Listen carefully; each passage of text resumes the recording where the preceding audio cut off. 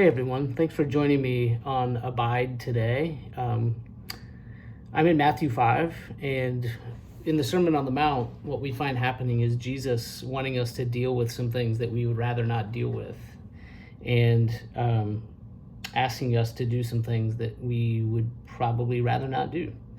And the first one, the one we're going to talk about today, is dealing with relational fracture in the context of anger.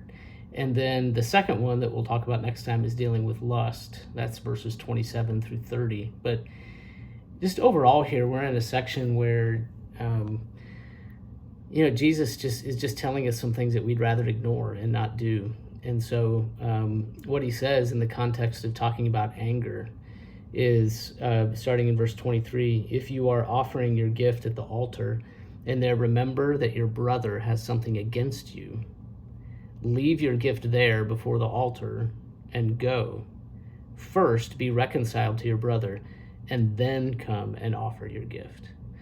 So here's what I think about. I think about worshipers. I think about us at church, standing, singing.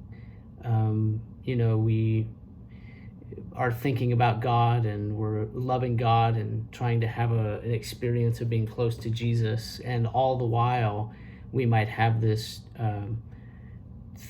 trail of relational fracture in our background and in our life, and we're saying that we love God and saying that we want to worship God, but what God really wants from us is leave your gift there, be reconciled to your brother, and then come and offer your gift.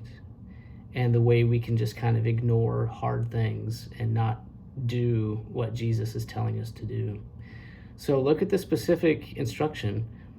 If you are at worship, if you're offering your gift at the altar and there you remember that your brother has something against you, leave your gift there before the altar and go. First be reconciled to your brother, then come and offer your gift. So I take this to mean that as far as it's within your power, and sometimes it just won't work out, but as far as it's up to you, be reconciled to the one who has something against you.